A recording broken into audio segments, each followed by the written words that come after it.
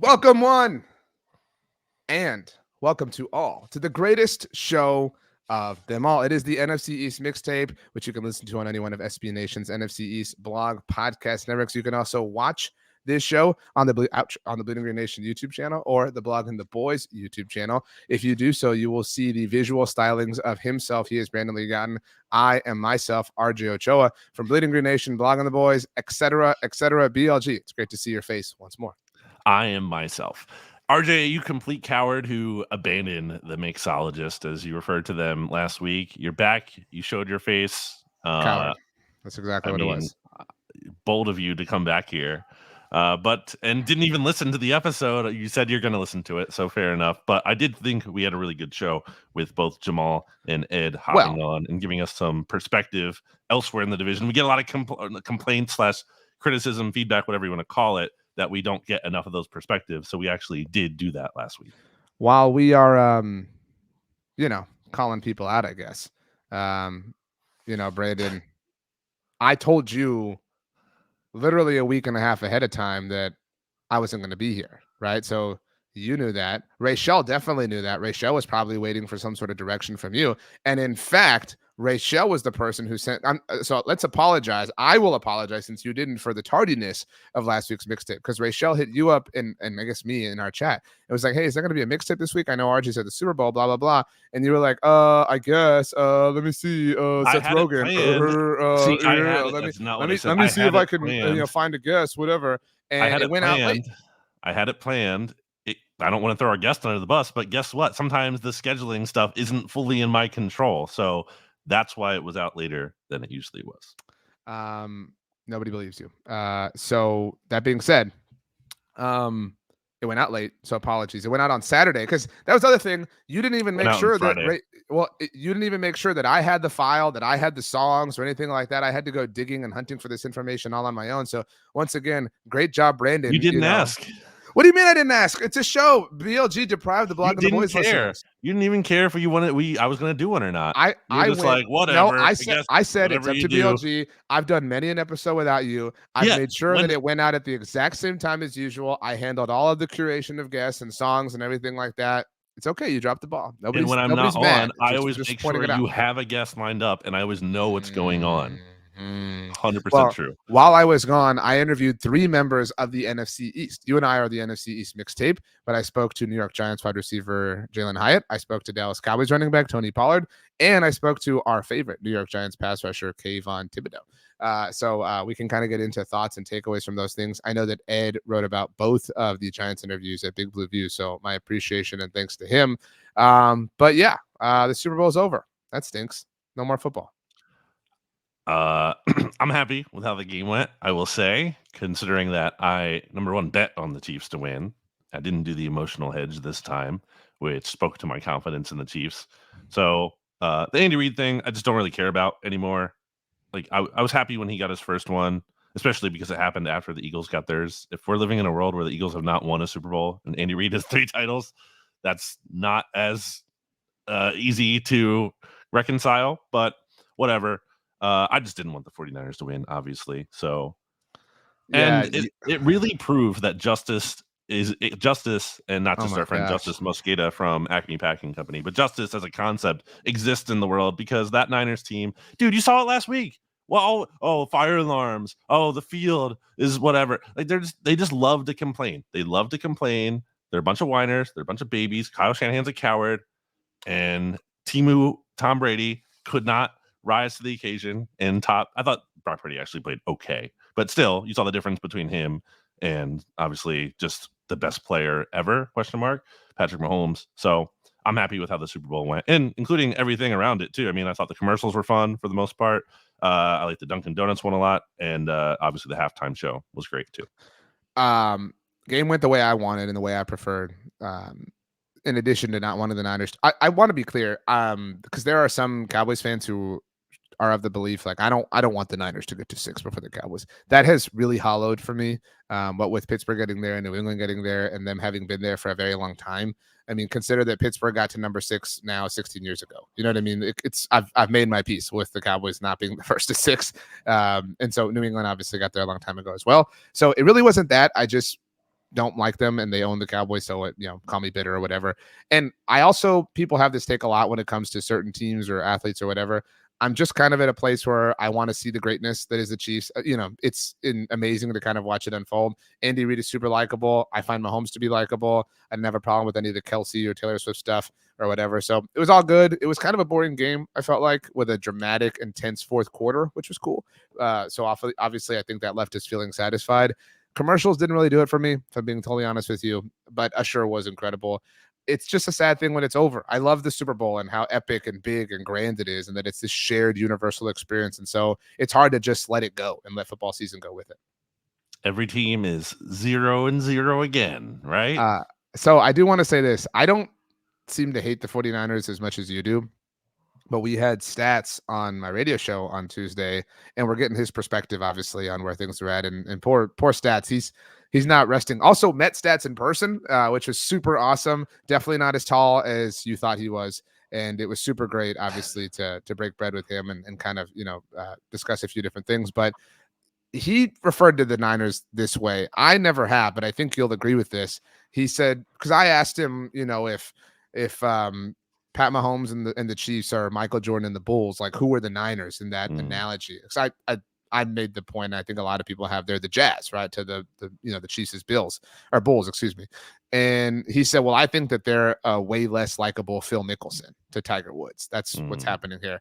And Stats made the point. He said they're not a likable team. He said, no, they have their problems. And he said Kyle Shanahan can be kind of arrogant, but this is the thing I think you'll like. He said they've kind of acted like uncrowned champions. And yes. I think the Eagles had some of that going on Literally, too. My whole issue with last year. I think the Eagles had some of that going on too.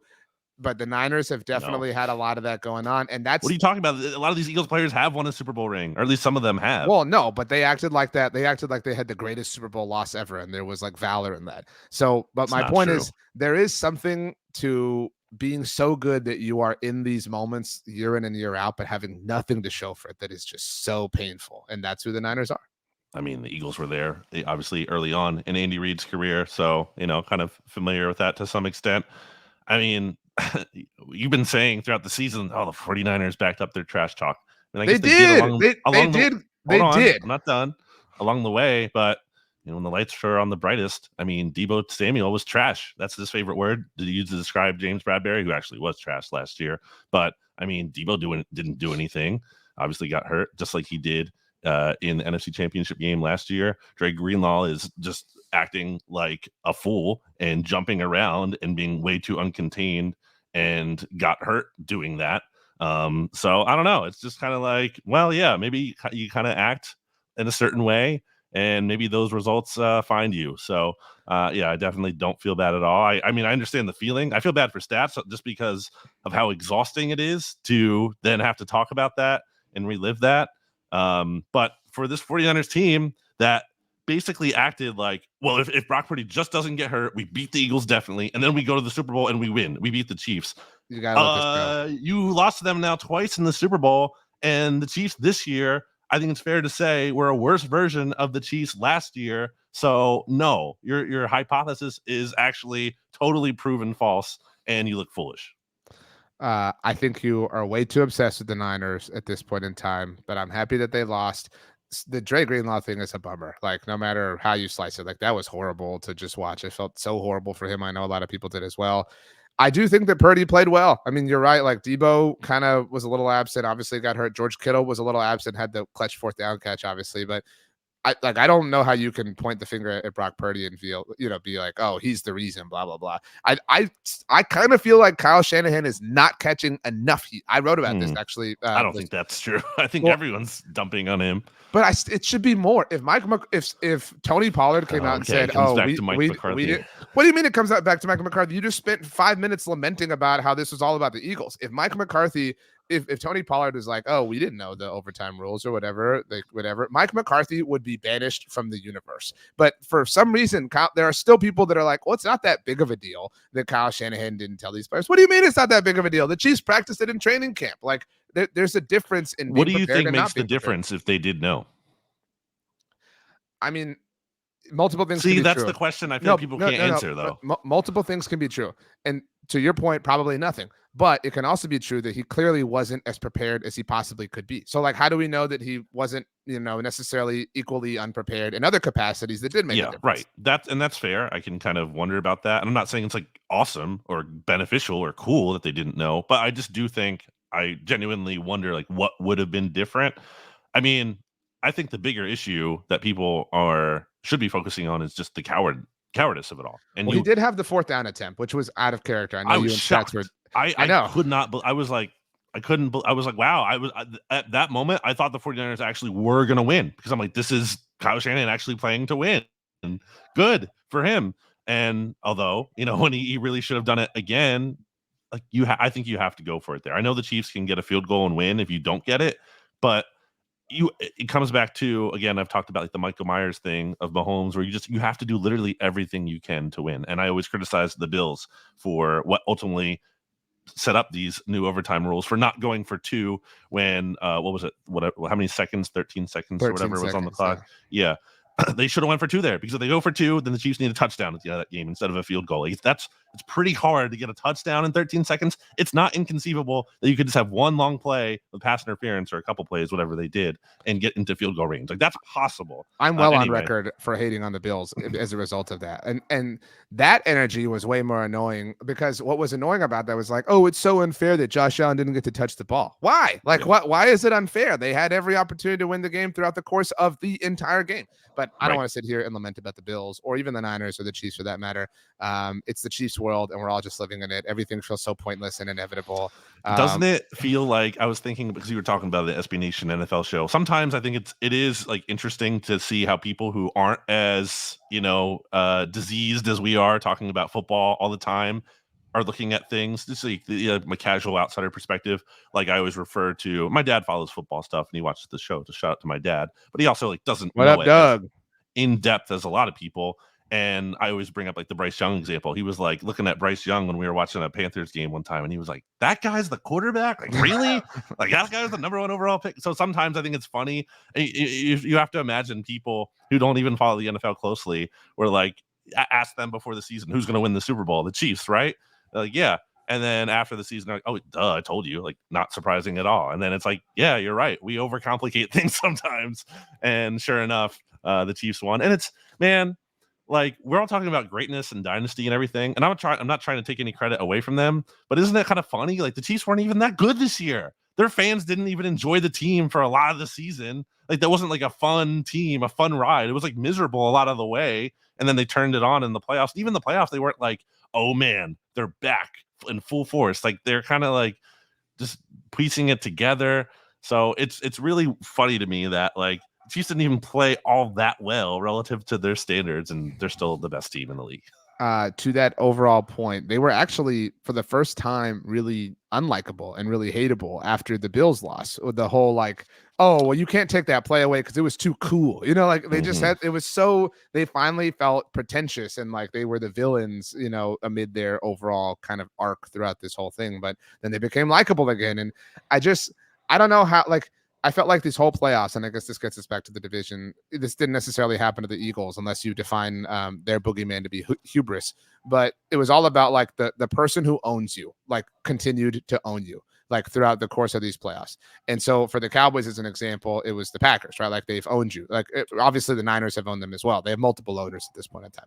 But so, and for the Bills, it was like, okay, and we talked about it for the Cowboys though, like how if it couldn't happen now, what else has to happen? Like you had everything working for you. And I felt like that happened throughout the AFC playoffs. Like for Buffalo, is you're at home, you're catching the Chiefs, the weakest version of themselves. You got Josh Allen, blah, blah, blah, blah, blah. You had the fumble through the end zone, blah, and it didn't happen. So it's like, what else has to happen? In Baltimore, you have the MVP. You have this amazing team. You're one of literally the best teams ever by DVOA. It's the first AFC championship game in Baltimore ever. Like, and again, the Chiefs are really down. So if it can't happen now, what else has to happen? And for the Niners, same sort of thing. Like there's all this conversation like, oh, they're going to load up because Brock Purdy's on his rookie deal.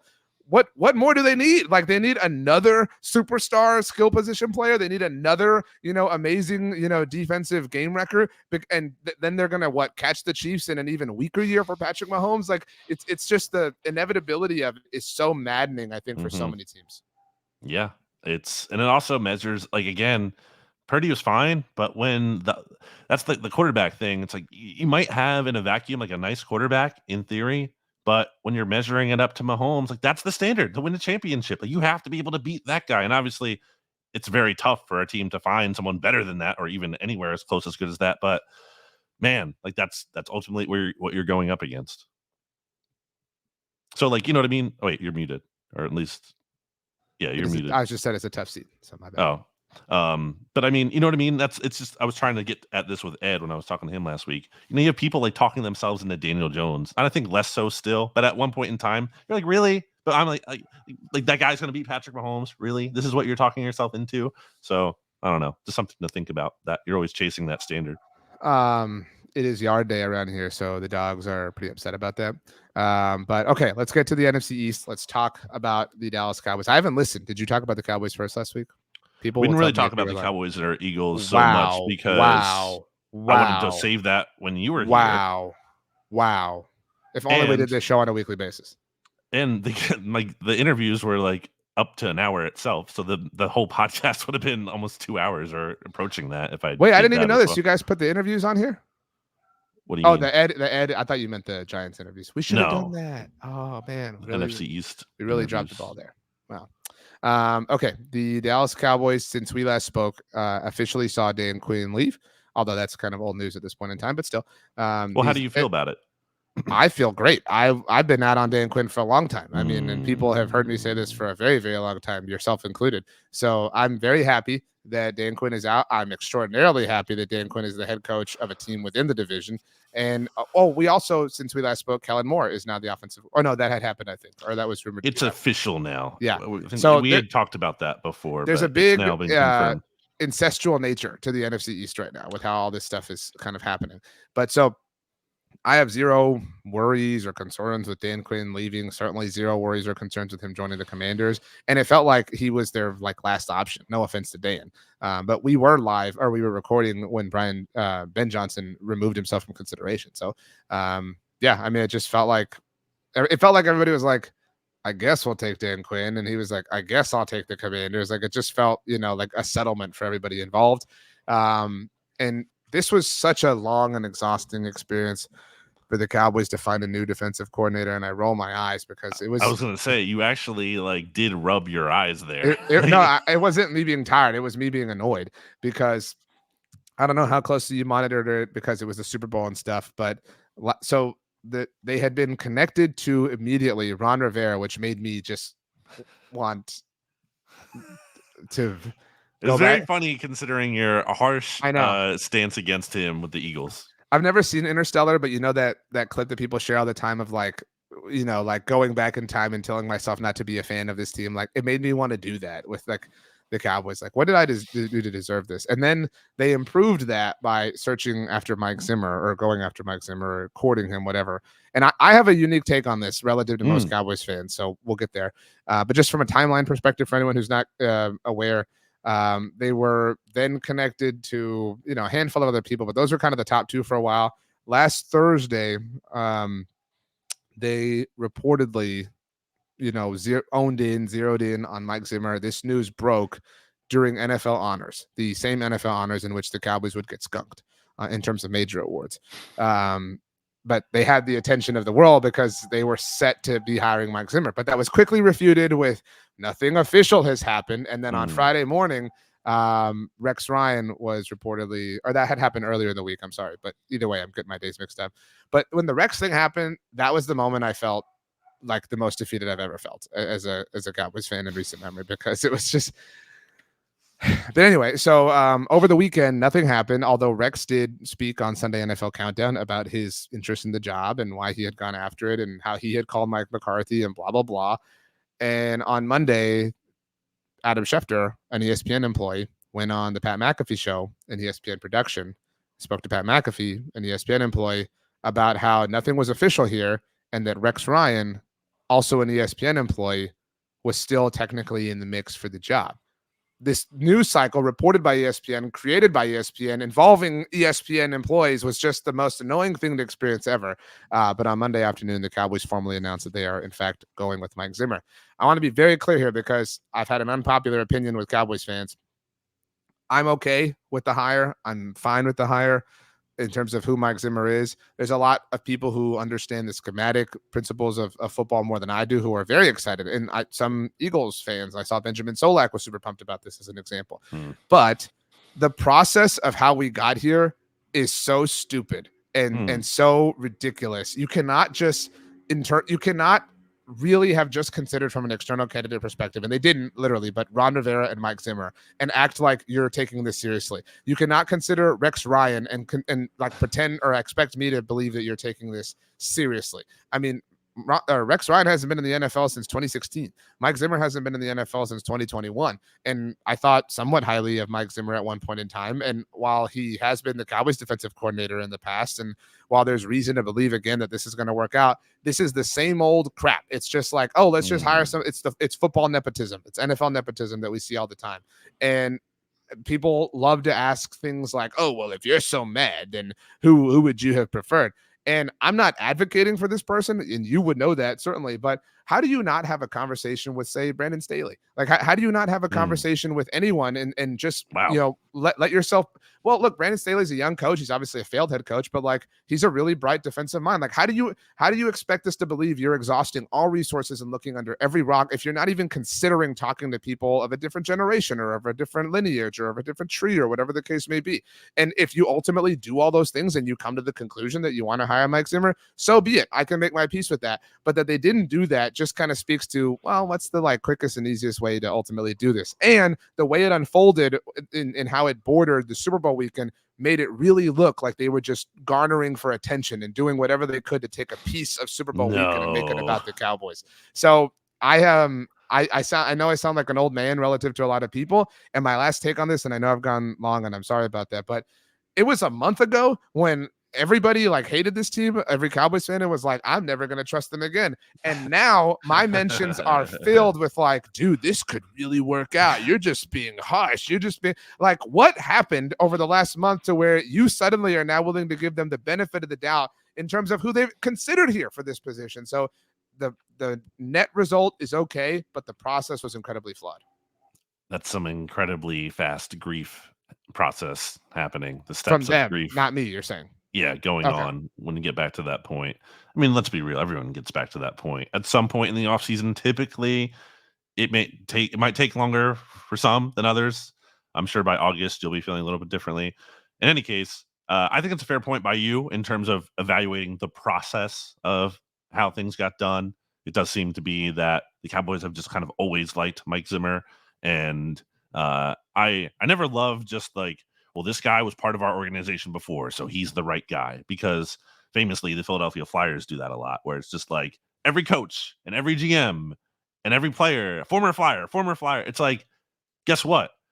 That's not, there's no way, just like statistically, that's no way all of the best candidates are just happen to be former Flyers. Like, that does not make any sense. So yeah, I don't like that part of it, but I think this is a fine hire. I do think you might be selling Dan Quinn a little bit short, at least in terms of like, he did a really good job as a defensive coordinator. Maybe down the stretch there were struggles, but I mean, when you look at the whole resume, when you look at like statistically how his defense has performed and relative to the difficulty of the schedule and the resources, the cap resources, I broke all that down, and he did a good job.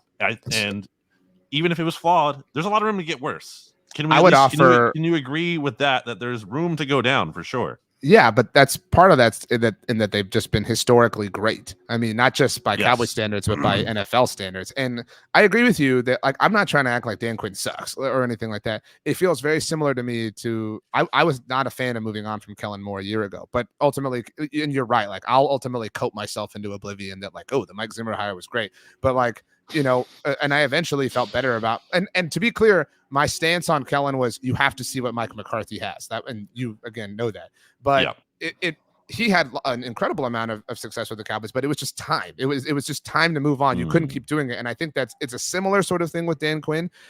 Now, I don't mean to take away from him either here, but people have rightly and fairly and objectively noted all the success that he had in his 3 years. It is important to note that not only coincided with the arrival of Micah Parsons, but also with a significant investment from a draft standpoint. The Cowboys have significantly invested way more on the defensive side of the ball during Dan Quinn's era than they have the offensive. So, I mean, again, not to take away or say he was elevated or carried by anybody, but it was not just the brilliance of Dan Quinn is all I'm saying.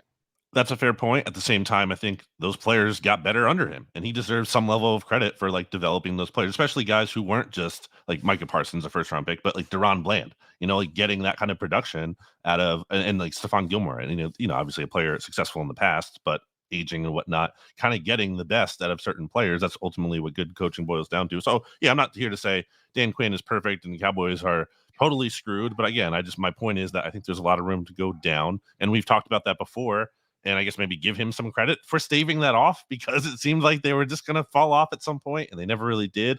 I think Mike Zimmer, though, ultimately kind of gives you a level of, it's kind of like what I talked about with the Eagles, level of competency you're looking for. Because I don't think where the Cowboys are in terms of we need to go all in, as Jerry Jones is saying, or we're trying to win now. Mike McCarthy's on the hot seat. You're not going to turn over your defense to like a first-time play caller. I don't think that really makes sense. So I do think going with someone experienced is a good idea.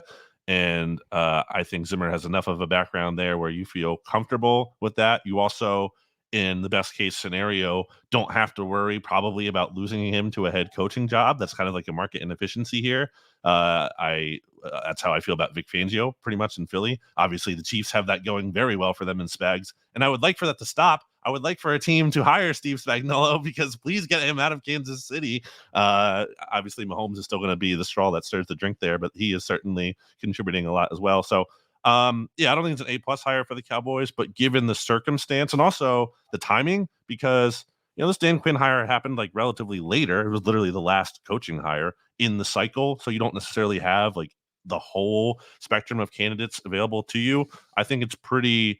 If I had to give it a grade, I guess I'd give it like a B+.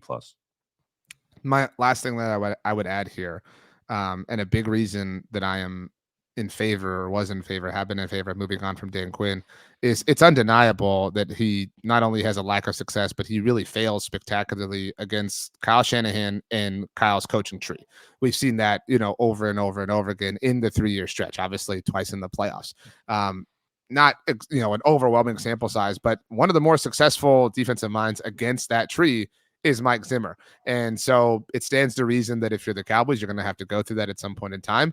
And Steve Spagnuolo can maybe help you out, in some capacity. But it makes sense to say, okay, this thing owns us. Let's move on from the dude who sucks at it, and let's find somebody who is relatively successful. That's a really 30,000-foot way of looking at it. But I'm fine, but I'm also, again, the process really irked me, and that's my only real gripe with it. But should we move on to the Eagles now? In Eagles news, RJ, drama. Drama. Peaceful Everybody's Super Bowl mad. Sunday. Nothing going on about the Philadelphia Eagles. They're not in the game, unlike they were last year. Oh no, actually, they are. What's the phrasing? I have. I want to get it right. I don't want to mess it up. Permission to seek a trade. That is the phrasing. That was what came out from Ian Rappaport on Sunday morning. The Eagles have given Hassan Reddick permission to seek a trade. And now, literally right before we were starting this podcast, so unlike true NFC East mixtape fashion, where usually the news happens right after we're done recording, our friend Jordan Schultz reports that he spoke to Hassan Reddick, who tells him that he actually never requested a trade. He wants to stay in Philly. Quote, I would like to get an extension done here at home. At no point did I ever tell the organization I want to be traded. This is home for me. I was born and raised here. 2 of the most fun years playing football in my life came here. I've cherished being an Eagle. And then Hassan Reddick himself actually tweeted, he quote tweeted that and kind of, even further confirmed it if you didn't believe it already somehow. So, I don't love this, because Hassan Reddick is ostensibly one of the Eagles' best players, and they don't really have a backup plan behind him if he's not here next season. So I don't love the idea, certainly, of just giving him away. And I don't think that's what the Eagles are doing. I think what this is Hassan Reddick and the Eagles were probably or have been talking terms about an extension. For context, he's going in to the last year of his deal this year. So that's a natural thing to be talking about. And my guess is that the two sides are far apart. And that's understandable. Hassan Reddick should value himself very highly because the only players who have more sacks than him since 2020 are Myles Garrett, TJ Watt, and Trey Hendrickson. And is there another? It's either 4 or 5. But in any case, is Micah? Production, I'm legitimately asking. No, because Micah came in 2021. Oh, you're right. That 2020 season. Right. Okay. And Hassan Reddick started to take off in 2020. And that's a big sample size now. That's 4 seasons. So it's a pretty big deal. And there's a lot of things that Hassan Reddick checks at the boxes on in terms of doesn't miss games, not an issue culture-wise at all. I think he's actually like a nice guy to have in the locker room. I think there's some criticism of him like not being the best run defender, and maybe there's times where he might freelance a little bit, but like he gets TFLs too. That's part of his game. So, and he actually was really good in run defense against the Dolphins, which is one of the Eagles' best games of last season. So, like I don't love the idea that you're moving on from him, especially. This doesn't make sense like time frame wise. It's not like the Eagles are retooling or rebuilding or taking a step back. Nick Sirianni's on the hot seat. He has to win. This team, the Eagles believe this team can win. And that's why they made the changes they did. They didn't burn it down to the ground. They said, we can still win. We just have to bring in stronger coordinators. So I just don't really love the idea of getting rid of him. It would have to be, to me, like a really strong offer to move on. I think it's at least a second, probably plus more. It's just, again, you don't have much behind him. It's the most valuable position on defense, at least cap space wise, at least resource wise. So, and I'm sure you would love Hassan Reddick to not be on the Eagles next year. Am I wrong in saying that? Love is strong, but I would definitely prefer it. To be very clear, my own individual perception of Hassan Reddick is probably muddied because the way you specifically speak about him has led me to believe that he's overrated, because I'm just like, there's no way he's as good as BLG notes. He's an incredible football player, but you go a little bit over the top sometimes. And some of it's your pushing of an agenda that he was better than Micah Parsons and picking him on your all NFC East team. You said that. You picked him with Jimmy on BGN Radio. You said that he was so better than Micah Parsons. And also, it wasn't that crazy because the production is incredibly high. It was crazy, and it remains crazy. So again, I'm just explaining my own viewpoint of him and how it's been clouded by your ridiculousness. It's just a one-off comment, thoughtless comment that I wasn't even putting any thought into. I do think this is I really don't mean to like do the drama thing, but like I do think this is the beginning of a fascinating offseason for Howie Roseman. Can you keep everybody happy?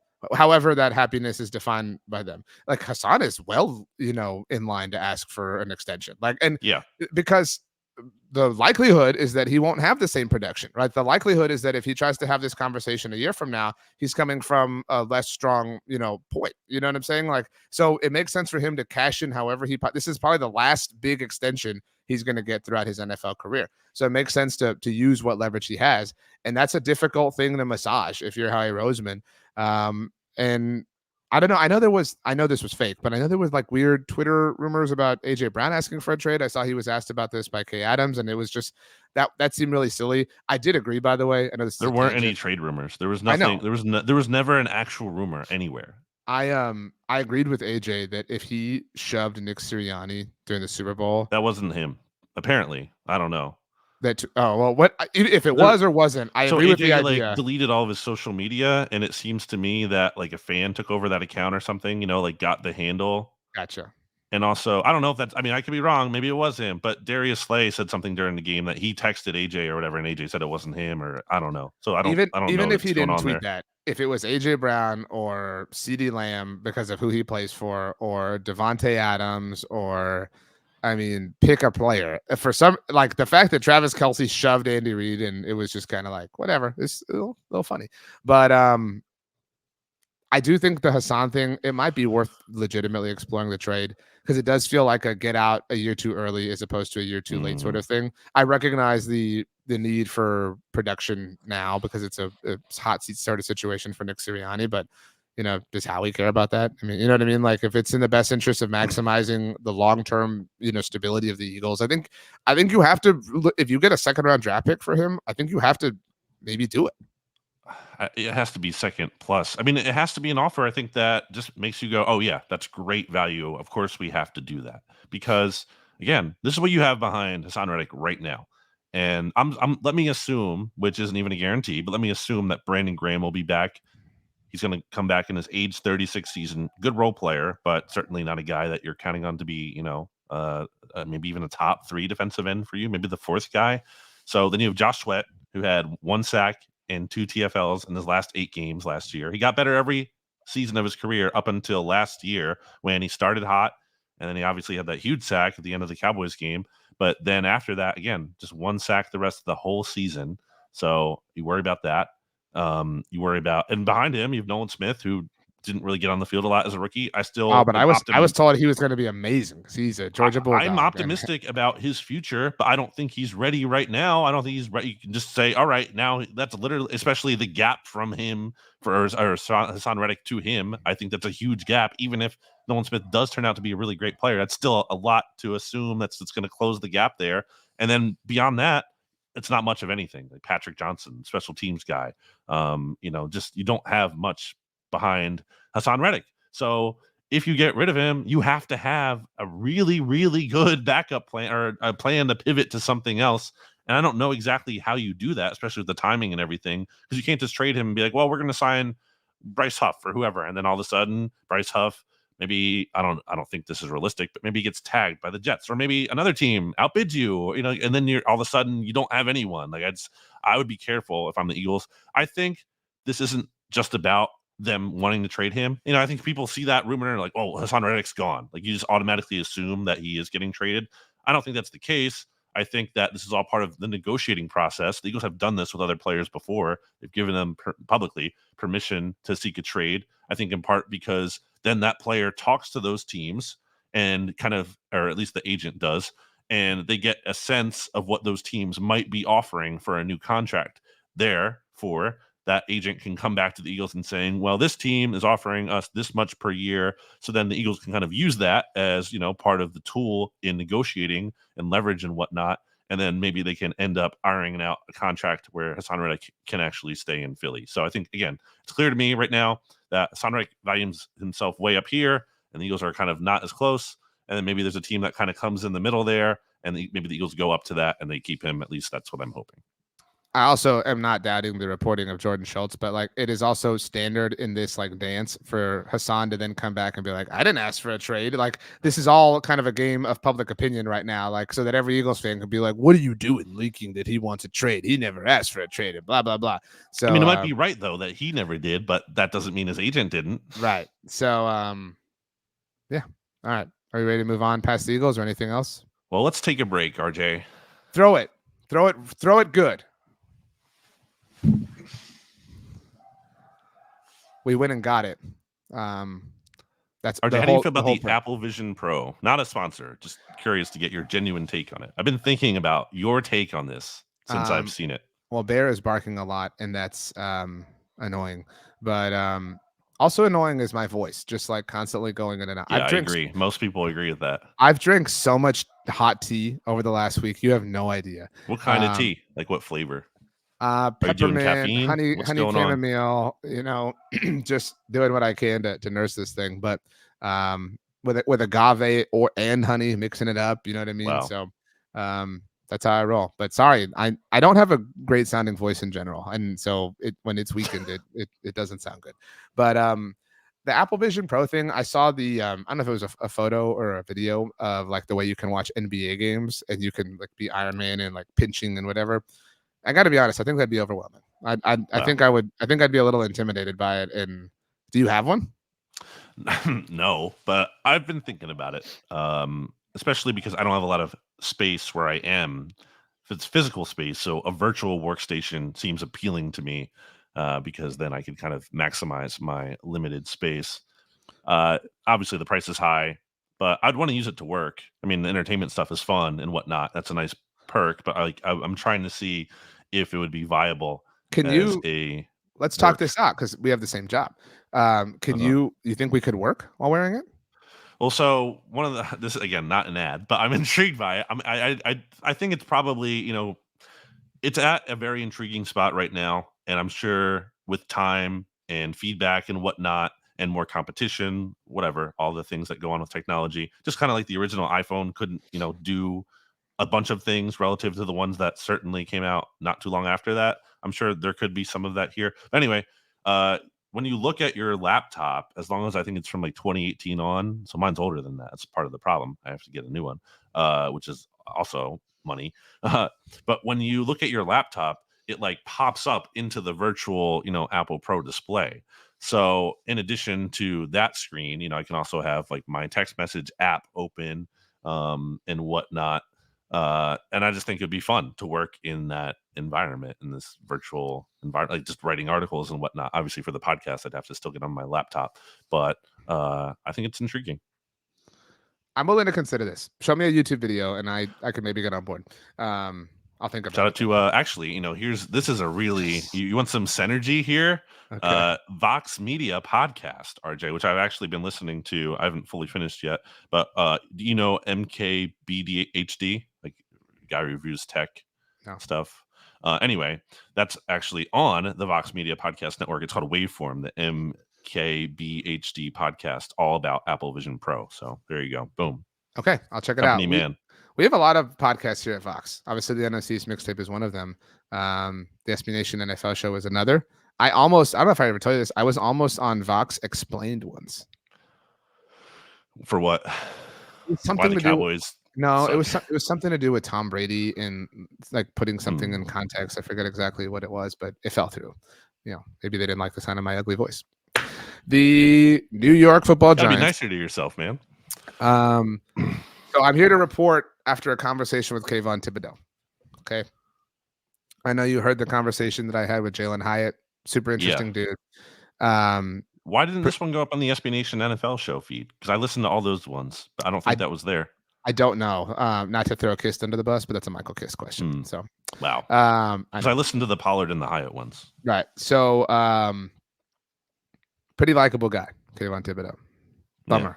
Yeah. Super likable. In fact, so likable when he was celebrating after he injured Nick Foles. Nick Foles. Anyway, so we had everything set up, and he walked up and sat down and grabbed the microphone and was like, and just started talking and was like, "What's going on, everybody? We're here on 94.1." He saw like our sign, and he was just like, "I am Kayvon Thibodeau, your host," and like he was such a like electric and charming personality, and he said something that I think you're going to agree with, and I think it's going to make you like him, but you're going to do the BLG thing and pretend you don't. So first of all, he defended saying that he believes Saquon deserved to be paid before Daniel Jones, and that was cool. And whatever. But he said, I was joking with him. I was like, "Well, I cover the Cowboys," and he was like, "I hate the Cowboys." And I was like, "Really?" And I was like, because a lot of people who play in the NFL now, they don't really do that. They don't really like hate people and stuff like that. Like it was cooler when I was growing up because teams like kind of hated each other. And he like was clear he doesn't actually hate anybody, but he was like, no, he was like, I don't want to like anybody. He was like, right in today's day and age, everybody wants to be invited and everybody wants to be everywhere. He was like, I don't want to be invited to your thing. I don't want to be invited to your stuff. I just want to do my thing. Go Giants. It was kind of cool. It was kind of cool and refreshing. I respect it. I get it. So I understand it. He is a chess player. Actually, shout out to Ed Valentine. He told me to ask him about how he dominates Saquon at chess. And he was humble. He was like, well, Saquon's kind of just learning the game. And I gave him my chess game with my friend Jimmy, not Kemsky. And I said, will you make a move for me? And he looked at it and he was like, oh, you're about to lose. And I was like, okay, we'll just make the move. So I can say that, Kayvon Thibodeau made the move. And he said, I'm not touching that. He was like, I'm not letting that go on my record, that you lost. So again, kind of a funny dude. I really appreciated him. But are you familiar with the term Zugzwang? No. As a chess player. Good word, but I think only actually applicable in chess. It's a situation in which the obligation to make a move in one's turn is a serious, often decisive disadvantage. That applies to NFL too. Like anything on the Giants or a personnel move. Anything that's got you feeling inspired about the New York Football Giants? The Saquon decision looms. Ed seems to be open to his returning. Doesn't totally want to shut the door, but also obviously isn't like we have to keep him at all cost. I did see this over the weekend. This is kind of big.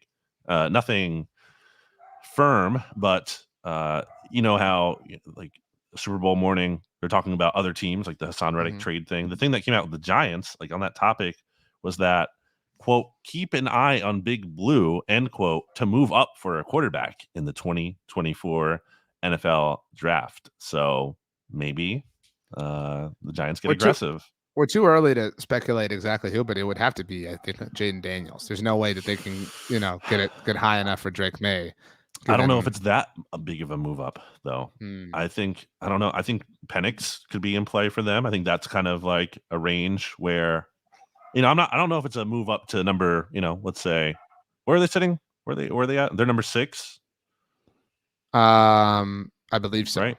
Yeah. They were bad, right? For some reason I was thinking like they had a similar draft position to last year. Yeah, I don't know. I haven't been keeping enough, close attention to the quarterback thing. I'm sure you haven't either. We're not really in that realm of the teams we cover. Uh, so maybe that's too high for Penix. I don't know. But in any case, maybe it is Jaden Daniels. I don't know. It's JP Acosta spoke to Penix at SBNation.com. Everybody should go check that out. That was one of the cooler interviews that JP did throughout the week. On the subject, by the way, I got caught up on something. This was interesting because you said you listened Caught up. to.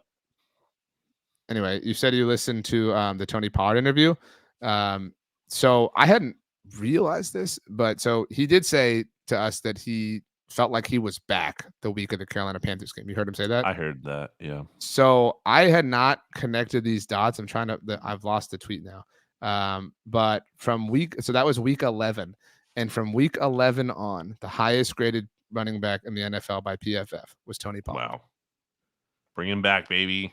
I Max don't think they will, but like that's just an interesting bookmark to place. You know what I mean, for where these NFC East free agents wind up. So that's all. Yeah, I mean the quarterback situation with the Giants is going to be interesting to watch, but I mean until there's something there, it's just blah. You know what I mean? So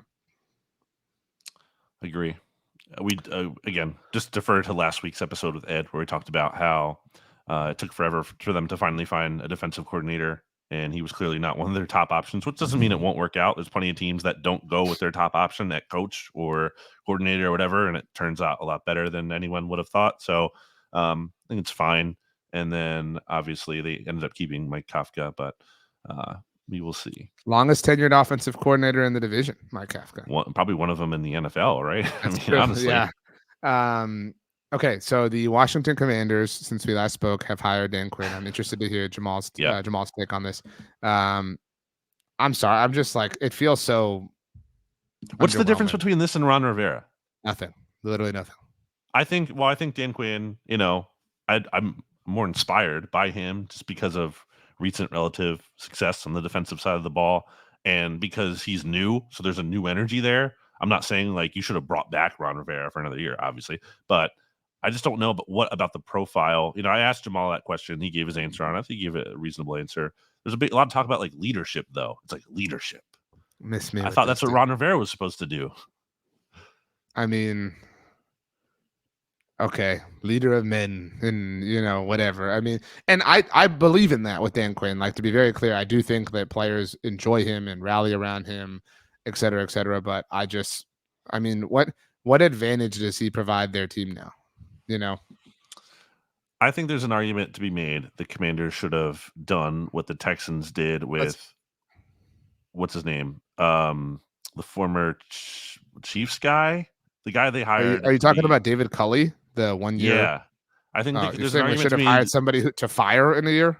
Yeah, arguably yes, and tried to make another run at Ben Johnson, maybe who's to say they didn't?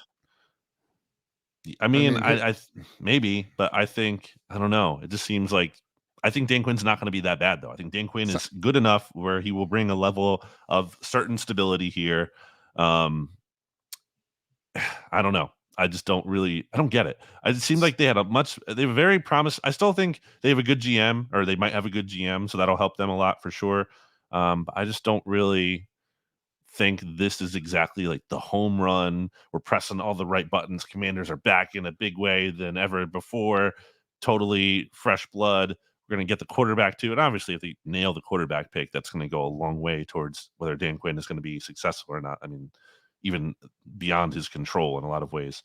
So what I'm about to say, I don't love the offensive coordinator hire either. what I'm about to say is going to be a real, as I define them to be, classic BLG take. So whether you take offense to that or not is up to you.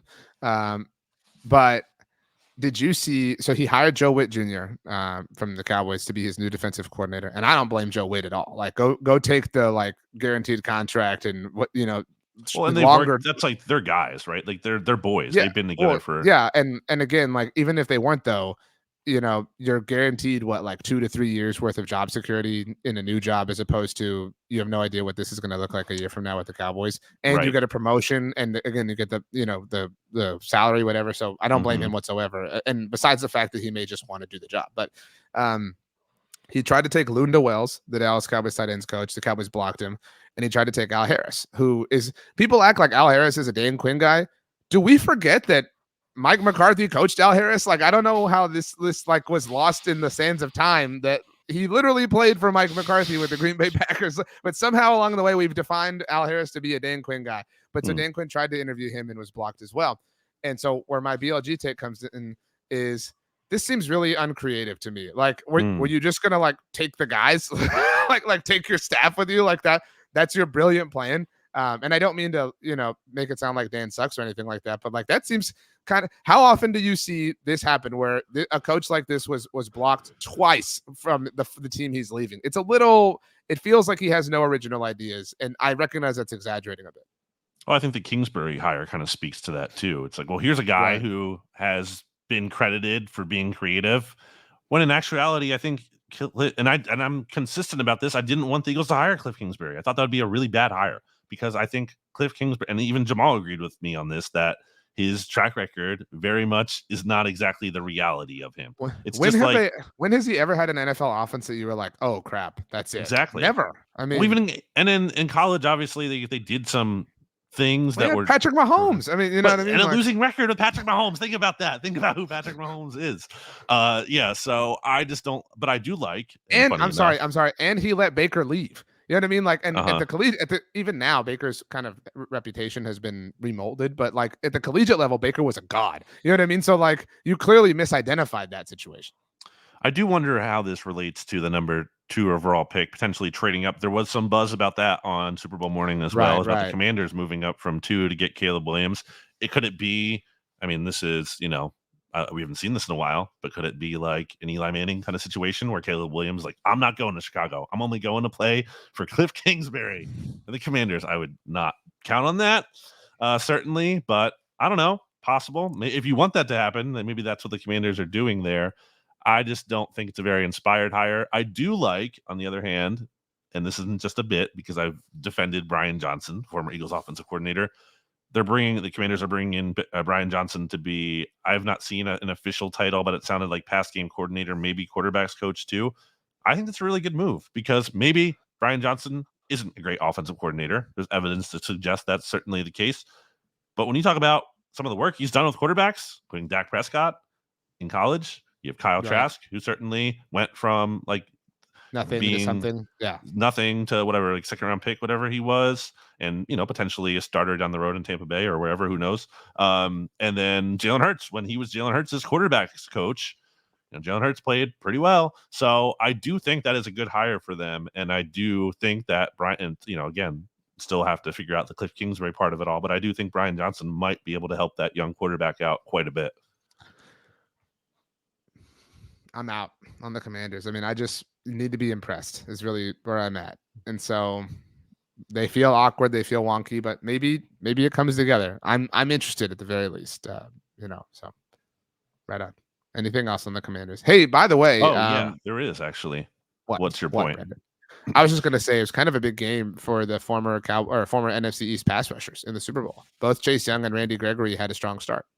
It was a big game for the big game. Yeah, but Chase Young very much faded after that. It was kind of funny. Well, I mean, no, but it was still incredibly unexpected. That's all I'm saying. Like, it was kind of like nobody expected their names to be said, is my point. Do you think most people know that there's actually a big game every year and it's not the Super Bowl? Is it the Puppy Bowl? No, there's actually a game called, like, quote, the big game, like capital T, capital B, capital G, the big game. It's actually the name given to the California Stanford football rivalry. Like that game has been historically Right. called Yeah. dating back to The band's on 1892. the field. The band's on the field. Yeah. But Yeah. I just think that's funny. Like that's actually called the big game, or it's called big game, Well, whatever. what exactly does Michigan and Ohio State call it? Isn't it also the big game, or what is it? Well, they play in the big house in Michigan, but I don't know. I'm not as well versed in college football across the board, but I Oh, I'm just think sorry. it's It's just referred to as the game. the If you game. were, I feel like if like we were Michigan, like with as contrarian as we like to be, I feel like we would be like, we're not going to call it that because the thing is their thing. You know what I'm saying? Like to game, like call it game. yeah, exactly. Like to like emphasize the about something is an Ohio State thing. So why would Michigan sign up to do that? You know what That's I mean? actually a So, pretty good point. I know. In any case, the other thing I wanted to get to is kind of a Commanders Giants overlap. So if I said, "Hey, how do you feel about the Giants offensive line? How do you feel about it over the past couple of years? Probably been bad, right? Probably been an issue, something you really wouldn't want to be associated with." This is why I called it a BLG take because you're making a mountain out of a molehill here. But go ahead. How? I mean, this is a very weird move that the Commanders ended up hiring Bobby Johnson, who is the former Giants offensive line coach over the past 2 years. I mean, this isn't even just my take on it. I'm looking at hogshaven.com, seeing an article titled Bobby Johnson is a baffling hire as offensive line coach. And he is. Now, does the offensive line coach not being great mean that the Commanders can't have a good offensive line? No, it's possible because you put the resources in or whatever. The problem with that, though, is the Giants did that. They have been putting resources into the offensive line, and Evan Neal's been a disaster. And maybe that's part of that's just because Evan Neal isn't good enough or whatever, and he's not going to thrive under any offensive line coach. But you have like so many choices to hire for your offensive line coach, and this is the guy you want, especially when the Commanders' offensive line was a disaster last season. Like this guy who's overseeing the Giants' offensive line, this is going to be the guy who's going to help fix it. I just think that's very silly. I don't have a passionate take on this. I mean, you're right. You don't think but that's the Cowboys did that? You would be like, this sucks. You're right, but like the talent is also and has been an issue for the Giants for a long time. But not the resources. They've put resources into it. But like the coaching's not getting that might be on their scouting department. Like I'm not saying he's that's part of the issue. Faultless, but I mean he's clearly part of the. He wasn't. That's fair. That's fair. All I'm saying even, is like even more fair. He has not been part of the solution at the very least. That's fair. All I'm saying is he's not necessarily this anchor that they just like tied down to their ship. That's all I'm saying. I agree. It's not just like he's the only reason. But again, he's not part of the solution. So I don't know why the Commanders think he would be. Are we ready to chunk deuces? We are ready to. That's kind of an unappetizing phrase, especially lunchtime. I don't want to think chunk. Makes me think of like Rachel's song selection. So I asked you because it's like you're going to the bathroom. So Brandon did not ahead of time. I had to ask him for the songs. So I'm assuming Born to Run was your selection, as I don't know. That's Ed's. Oh, you did give me a clue, and To the Moon. Yeah, I did. To the Moon was Jamal's. I said, yeah, both of our guests, not in a way where like needed to happen. Both picked one like kind of culturally relevant to them. So, obviously Bruce Springsteen, Giants play in New Jersey, not New York, and Bruce Springsteen, big Jersey guy. And then Jamal's pick, which I was certainly not familiar with, is he was talking about go-go, and I had to look that up. It's a style of black music back in like the I forget what era here, 90s, 70s, something.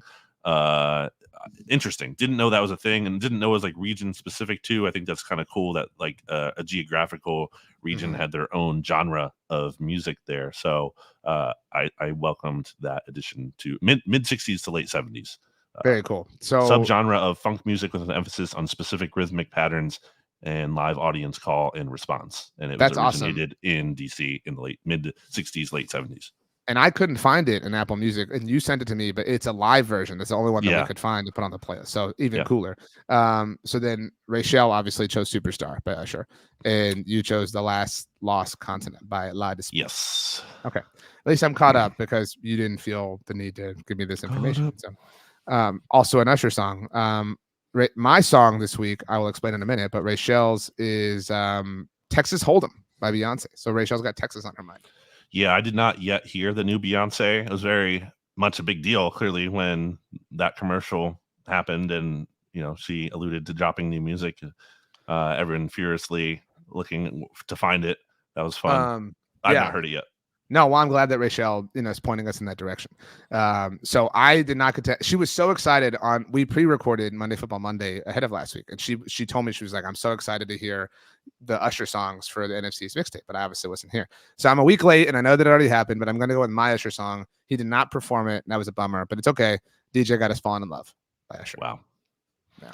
I was going to add an Usher song to the playlist too, but I decided to pivot because I think there was something more fitting for the theme of the Super Bowl and what I started with at the top of this episode. I'm going to go with Karma by Taylor Swift. Karma is the 49ers losing the Super Bowl after talking all that bull junk, in the words of Deion Sanders. Last thing before we leave, and I was reminded of it in reading Ed's song by Bruce Springsteen. Just a recommendation on something to watch because it was really interesting. Right before I left, the night before I flew out to Vegas, there's a documentary on Netflix about We Are the World. Have you seen this? Like, seen it in the Netflix menu? No. So it's about the recording of the original song. Because they redid it in 2010 when Haiti happened. And obviously the cause was just as noble, but it's about like how they got everybody, how Lionel Richie and Michael Jackson wrote the song, and they recorded it the night of the AMAs that Lionel Richie hosted. It's really fascinating. It's worth 90 minutes, I think, if you're a fan of music or music history or anything. I'm not like, I don't know anything about music, but I was riveted by this whole documentary. So highly recommend. I almost made it without coughing. Dang it. I think I heard someone talking about that. So yeah, okay. Yeah, I think it's called like the Night Pop something, but you'll know it when you see it. So, do you have a recommendation on something we should watch? I was trying to think of what I watched recently, but nothing is too. Oh, I did watch the first episode of True Detective season 4, and pretty intrigued. I like True Detective. I like the concept as an anthology. Have you watched it before? I tried to watch the first season when it was all everybody would talk about, and I forgot. So really good. But yeah, so I'm intrigued to see where the rest of this season goes. I feel weird like recommending it because, might not be the most uplifting thing, but if you like that genre, I like mystery, so I am going to finish that season out, and I'm looking forward to that. Okay, as we leave, Brandon, tell us your favorite flavor of slushie. Favorite flavor of slushie. Doing the thing where you repeat the question so you buy yourself time, and then I'm talking about it to buy myself even more time. That's a master at work right there. The thing that comes to mind instantly is the Coke, because I just think it's hard to go wrong. Icy? Yeah.